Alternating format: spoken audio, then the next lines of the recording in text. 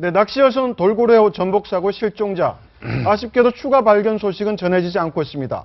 사고 원인 정확하게 밝혀졌습니까? 어떻습니까? 사고 원인에 대한 논란이 지금 굉장히 심해지고 있는데요. 네, 아직까지 네. 사고 원인이 정확하게 나온 건 아니고요. 일단 수사 중인 상태고요.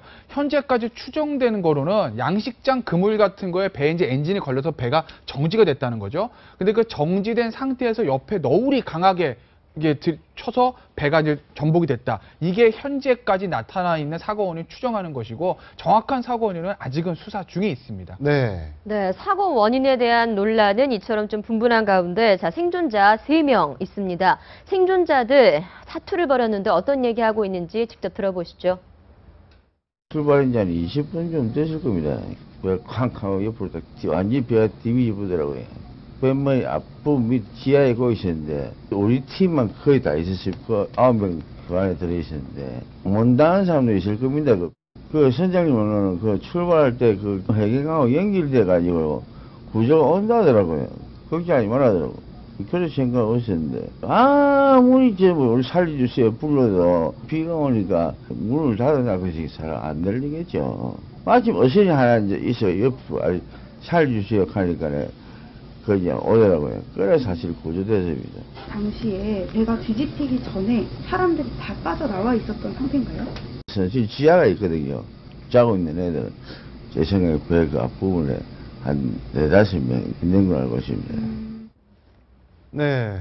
해경 구조를 기다렸다는 건데 하지만 사망자가 10명이나 발생하는 대형 사고가 되어버렸습니다. 생존자 구조에 나섰던 해경의 늑장 대응 또다시 도마 위에 올랐죠? 예, 그렇습니다. 네. 예, 지금 해경이 여러 가지 이유가 지금 아직 본격적인 기자 브리핑은 안 나왔는데 크게 2가지 논란이 있습니다. 첫 번째는 늑장 대응 논란이고 또 하나는 해경이 출동을 했다는 지금 이야기도 나오고 있거든요.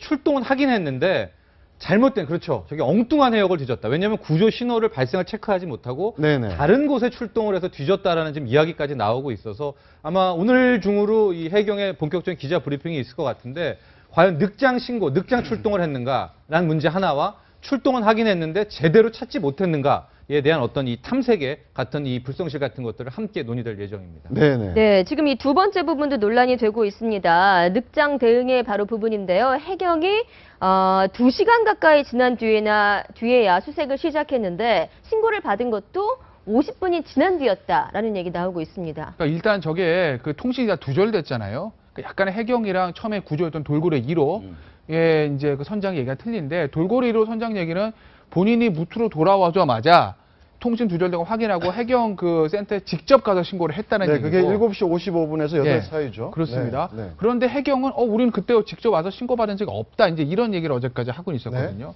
그러니까 여기서 이제 얘기가 갈리는데 이 부분 같은 경우 사실 어떻게 보면 굉장히 쉽게 밝혀질 수 있는 부분이거든요. 왜냐하면 뭐 전화로 뭐 구두로 한 것도 아니라 직접 갔다 그러니까 거기 뭐 해경센터 가도 CCTV 정도 있을 거고 그러면 이 사람이 정말로 거짓 신고를 한 건지 신고한 걸 거짓으로 얘기하는 건지 아니면 해경이 그것을 파악을 못한 것인지에 대한 것들은 금방 좀 가려질 것 같습니다.